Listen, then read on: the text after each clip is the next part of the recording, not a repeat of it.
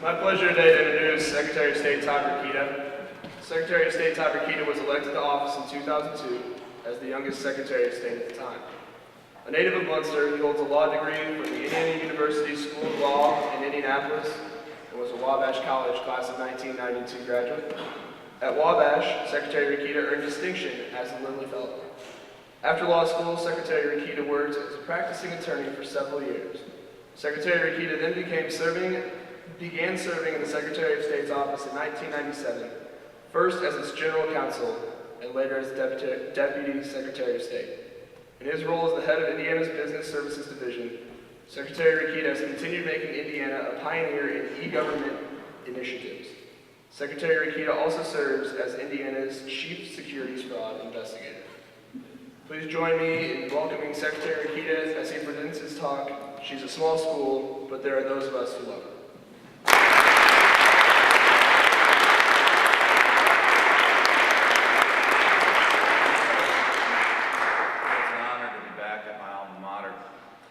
I had Nathan Kane, who's a Wabash graduate, my executive assistant, drive me around the campus before we came in, and you just kind of fall in love with it all over again, especially now that you're out.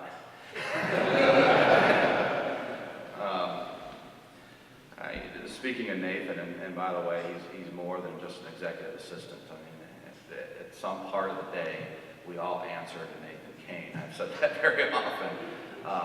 But I always come to the school first when I'm at the risk of saying something illegal.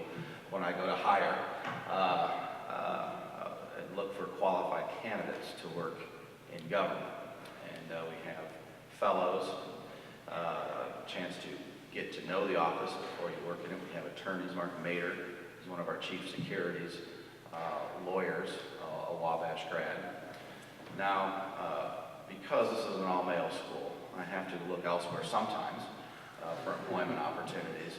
And so I do go to DePaul in the interest of full disclosure every once in a while, or actually DePaul comes to me.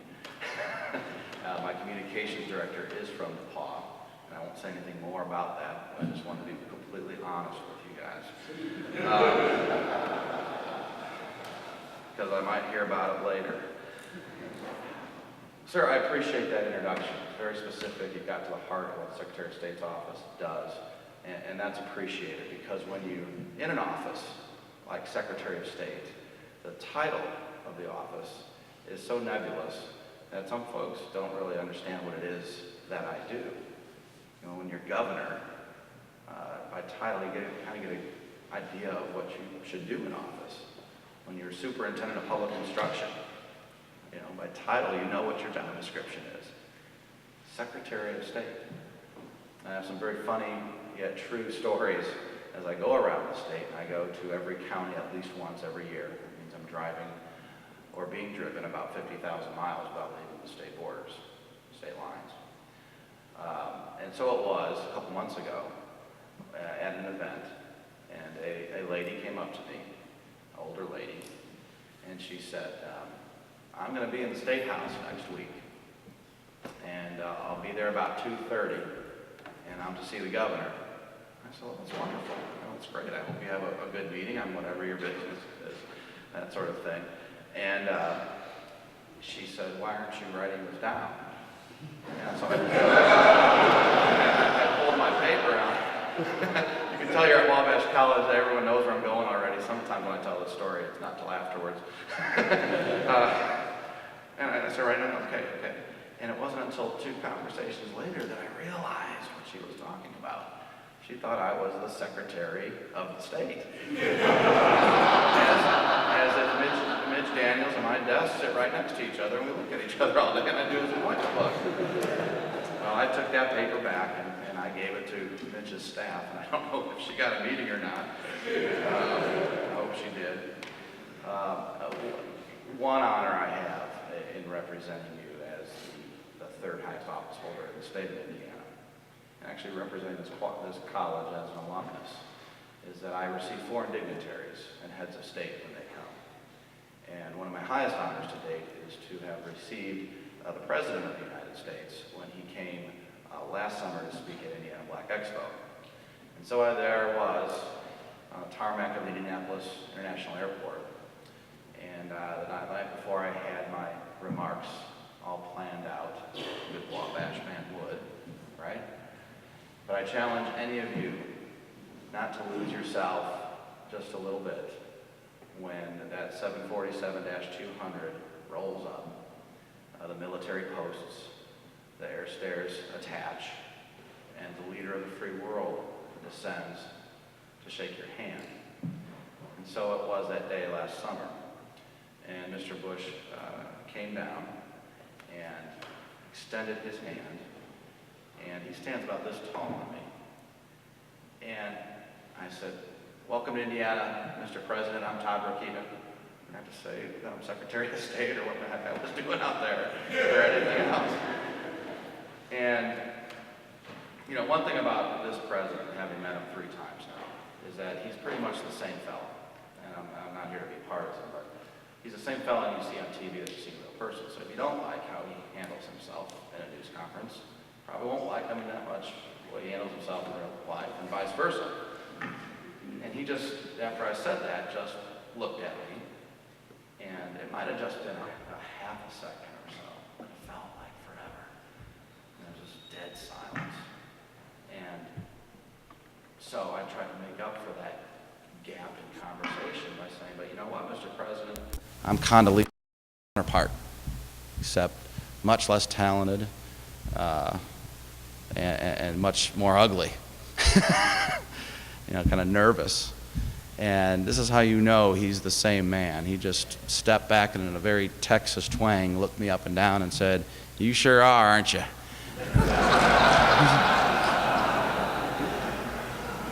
So that's your president. That's your Secretary of State in Indiana. That's how I represent you, and I'd like to do it again. I don't know. I see some very familiar faces in the room, some professors that I've had, some doctors that I truly respect. One of them is Dr. Joe O'Rourke, who taught me speech. I was a speech minor. So I'm already, I'm getting a C about now? Okay. I'll try to bring that up a little bit. Bill Plaker taught me religion. Taught me religion courses, excuse me. Very happy to have you here. And Professor Blix, if I see correctly there, and my apologies if I missed anybody else. There was another professor I want to bring up towards the end of my remarks. I thought I'd discuss a little bit while I had your attention here today, and I know that we're 2 weeks before finals start, so thank you all for coming, first of all. I know how busy you are, how complicated our lives could be. But I wanted to talk a little bit about how I became involved in politics in case any of you were thinking that this might be a vocation for you. And then secondly, talk a little bit about some substantive issues in my office, specifically with regard to some election reforms. And then finally, something that this is the first time I would have publicly said, but sometimes I let my staff know this, and that is be ready to be judged. But first of all, how I became involved. And let me start and premise this by saying a liberal arts education is a perfect foundation for public service. It doesn't have to be the only foundation, and there are other good ones. But I never thought, quite honestly, I'd be in public service. Some may say politician, I say public servant. And you don't have to be elected to be in public service. There are all kinds of non-elected positions and ways that you can help your fellow person. And that's why I like so much the book of Ecclesiastes, Professor Plaker, because it's there where I find that, you know, the Bible is littered with references to helping and serving the Lord. But in Ecclesiastes, you find that by helping your fellow man, you are there too, helping and serving the Lord. And that's important. But going through college, I mean, being in council at Sigma Chi, never thought I'd actually run for office. After college, I went to right into law school, which some of you may be doing. Liberal arts is also a wonderful way and foundation to build and extend with a degree like the law. And I would encourage you to consider a law degree, whether or not you ever practice or go into a courtroom one day in your life. It's just a great extension of your liberal arts education in a very prudent way to think through issues that will come at you in life. Now, you'll never be able to watch a TV program the same way without analyzing it to death. But it is a very powerful degree to have, I feel. After law school, it was in 1995, and probably not unlike now, you took the first law job you can get your hands on.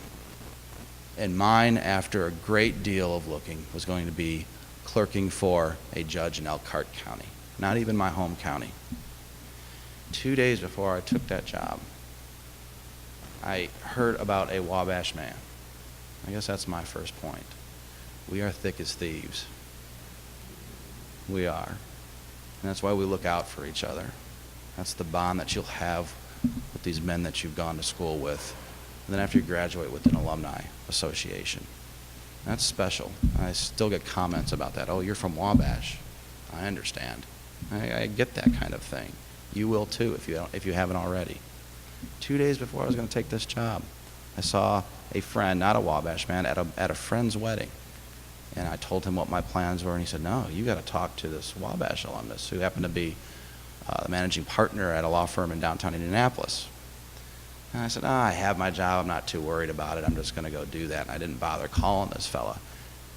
When I got back from that wedding, that out-of-town wedding, on my voicemail was this Wabash alum. I heard I'm supposed to talk to you. I want you in my office this time, this date, and we're going to talk. So I went. By the time I left Mr. Grand's office, I had given up my paying job with this Elkhart judge and volunteered to work for free on 3 political campaigns. Okay? Now, I either am a true public servant or he's a real good lawyer to convince me not to do that kind of thing. But I did it, thinking there was a problem with me. Why on earth would I be convinced to do something like that? We lost all 3 of those campaigns. I managed one of them, lost it. And then after that dived right into a private law practice for 3 years. Then after that 3 years, the Secretary of State at the time, a DePaul woman, Sue Ann Gilroy, went to a Wabash man and said, I have this, it was 1997, a little bit later maybe, I have this new thing called a website. She was the first government agency to have a website. And all my constituents are lawyers, bankers. That's kind of what we do at the Secretary of State's office.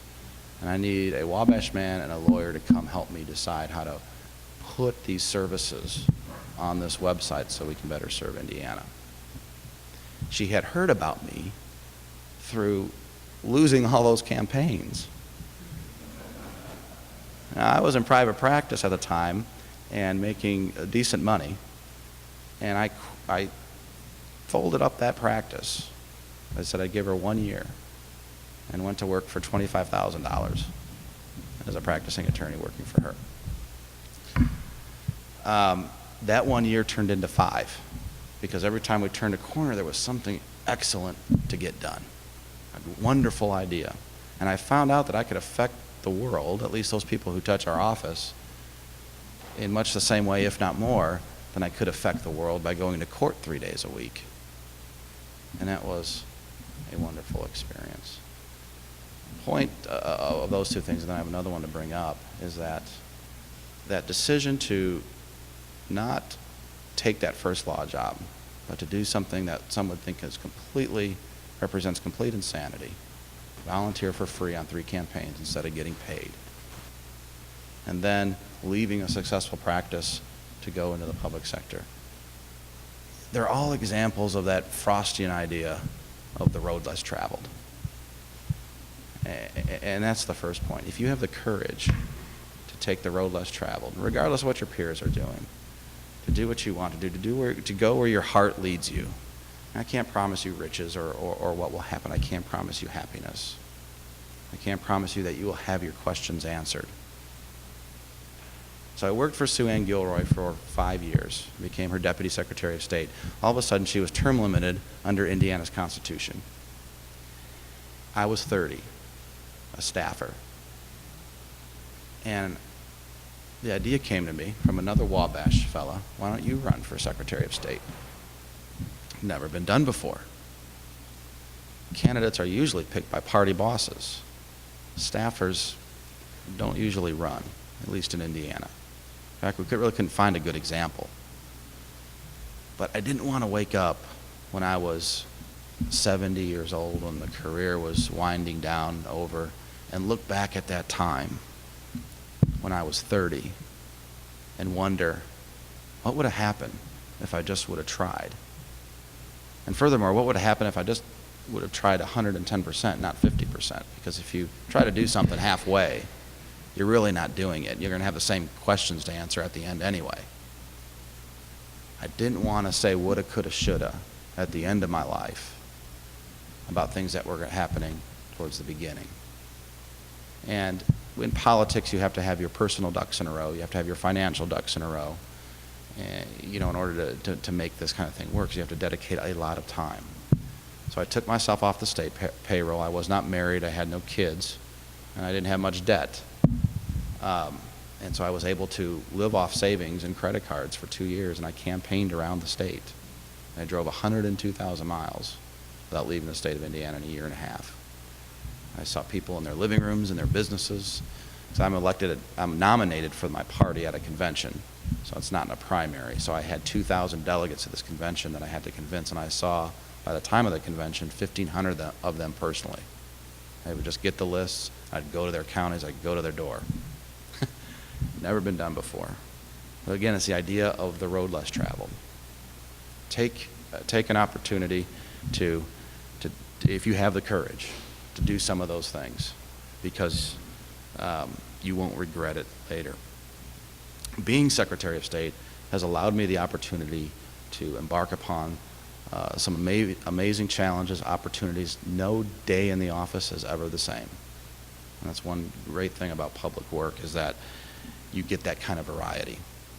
We have seen more election reform in this state, in this country, since the Voting Rights Act of 1965, driven a lot by the Florida election in 2000, which you all remember.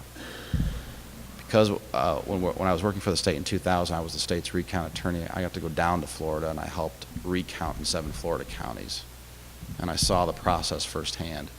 I saw the plane loads of media, the plane loads of attorneys go down to that state and make a mockery out of those Floridians, and said that should never happen in Indiana.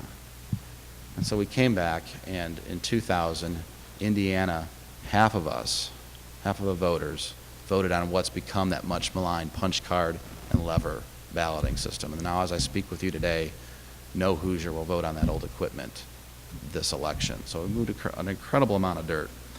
Statewide voter file, photo ID at the polls, something that's proven to be more controversial than I think anyone ever thought it would be.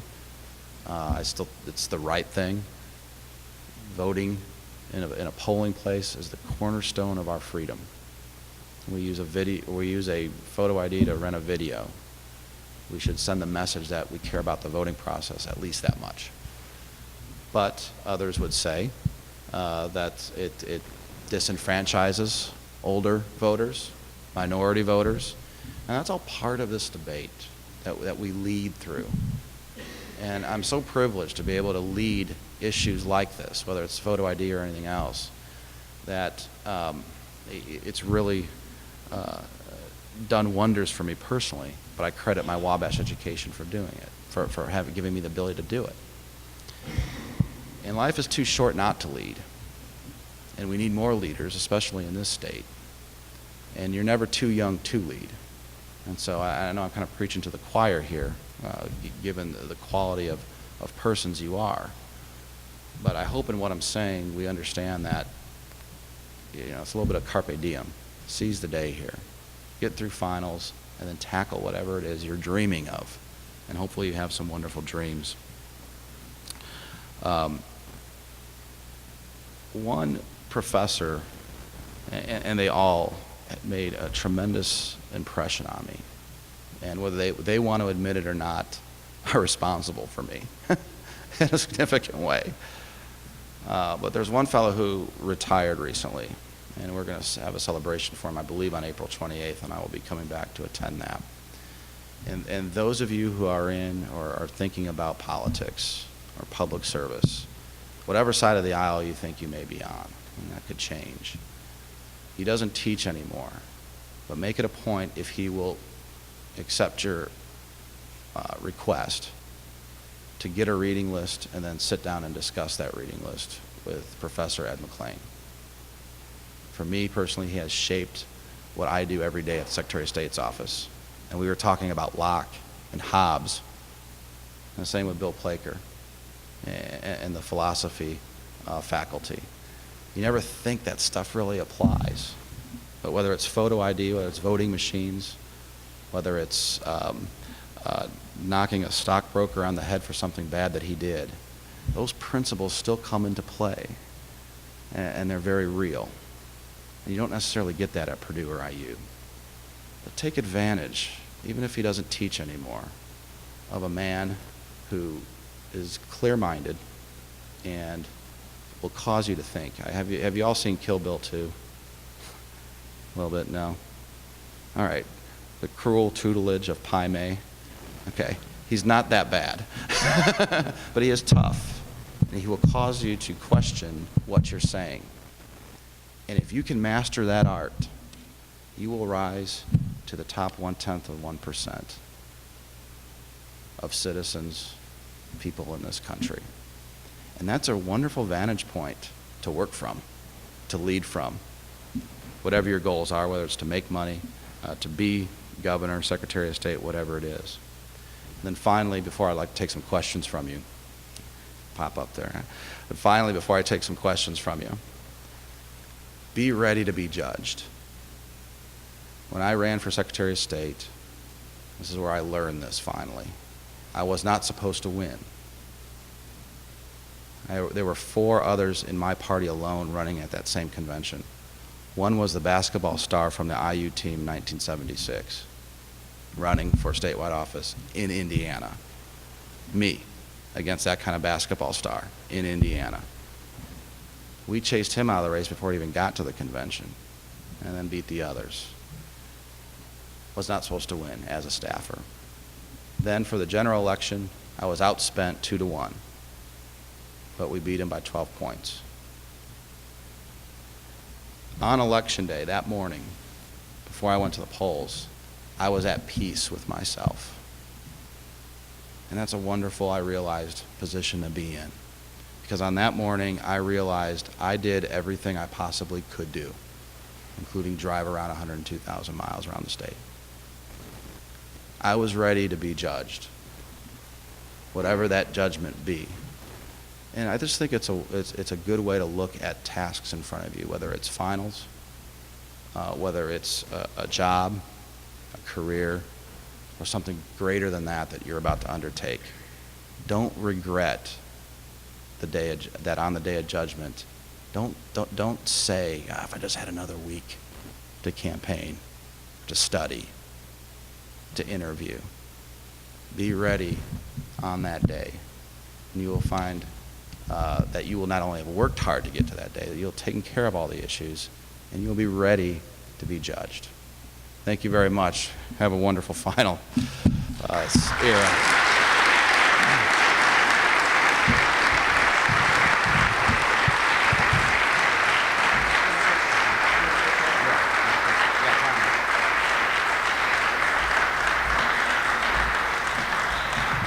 As Secretary Rokita kind of hinted at there, he's willing to take any questions that you may have about, I think, anything you want, election reform, politics, law school, what have you. Fire away.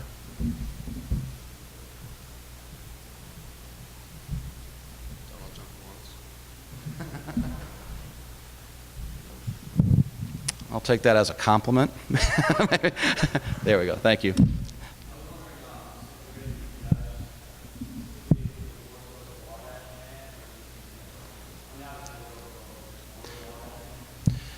You know, it could be. I think, you know, life isn't necessarily fair. I think we understand that. And because of the school you go to, there will be a standard assigned to you. You'll have to meet that standard. And we have a wonderful rule here that I think gets us ready for that. I don't think we always follow it, but it's really only, that rule is really all you need to be judged accordingly, I think. But there is a different standard for a Wabash man, especially here in the state. It's just a matter of because people know the school. But my point was more of a human lesson. If you can master that art as well, to be as prepared as you can be. That's another way of saying be prepared for whatever comes. And then you're going to be successful. And it doesn't matter what books you studied to know that lesson.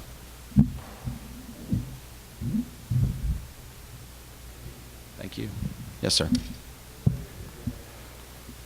The question was, what's on my agenda right now? I will tell you, unlike Sue Ann Gilroy and other secretaries of state, we are spending at least 3/4 of our time on election reform. And that is driven mostly by the Florida 2000 election. And they are good reforms, let me say. I am proud of each and every one of them, and I think they need to be done. We've never put this kind of money behind these reforms ever, not even in the Voting Rights Act of 1965. So that is taking up a lot of my time. And back to the title of my office, Secretary of State, it's an office that allows me, or allows the office holder to shift and be flexible and take on the issues of the day like that. You know, but why, in a larger sense, do we do these election reforms? Do we put ourselves through this? Well, one, there is fraud out there, and even in Indiana, and I can tell you some stories, but if it's happening in Indiana, you bet it's happening in California, it's happening in New York and other places. But in another sense, we have to realize that men and women have died, okay, so that we can get out of these pews and go cast a ballot for a leader of our choice. A leader of our choice. As we see on the TV every night, that's not a philosophy that's universally held, right? In fact, right now, men and women are dying for people to instill democracy and a Republican form of government there that we weren't even sure they wanted up until 3 elections that they had.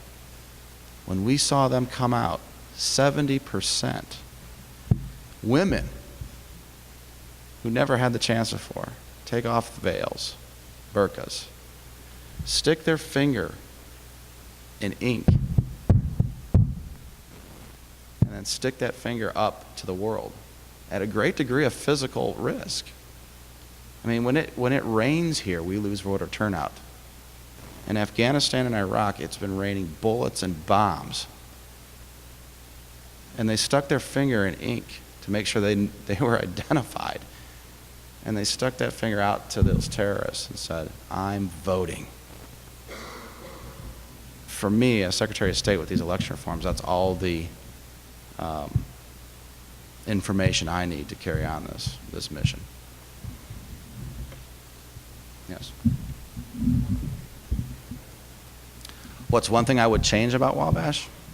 I don't know, I tried to read The Bachelor, last couple issues of The Bachelor before I came, and it seems that the discussions, the names have changed, but it's the same kind of arguments. I was very impressed with the level of the dialogue, everything from word choice to the issues that were being debated.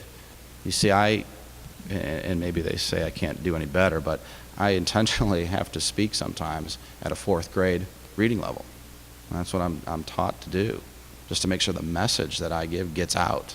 So it was so refreshing to see the level of dialogue, quite honestly. I don't mean to sound pompous when I say that, but in order to get a message out on Channel 6 News at night, it's got to be 10 seconds. It's got to be something a 4th grader can understand. And that's what's so impressive about what I've read here. And I don't know I'd change much. I don't, at the risk of starting a riot here, I don't want to do that. I am for an all-male institution, so I'm certainly not for that kind of change. Do you have some suggestions? Something I might think about? Yeah.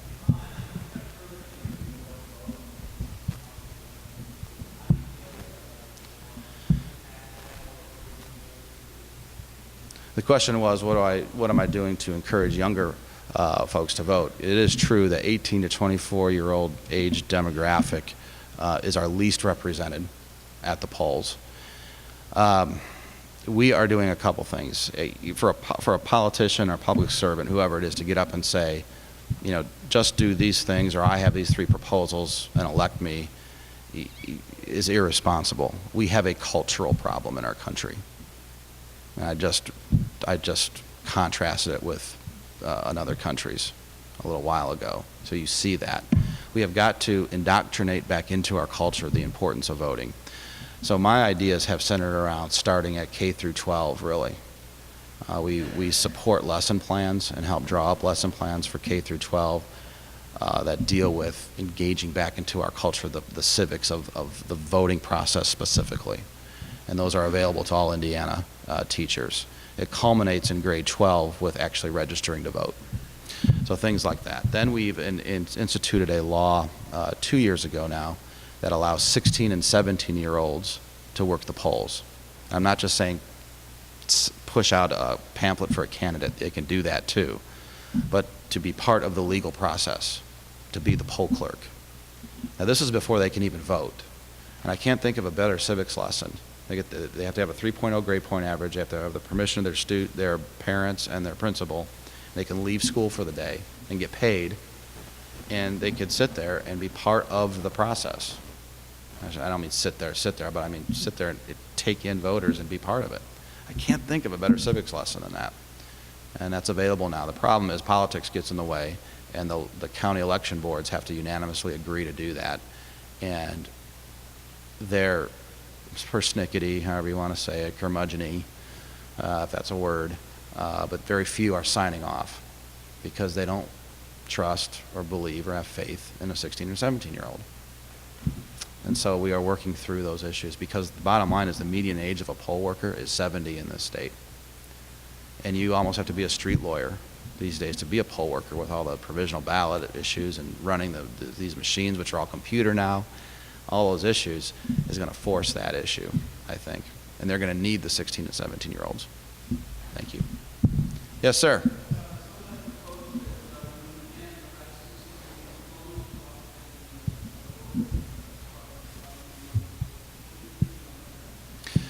Yes, the question is, upon graduation, it's called mandatory voter registration.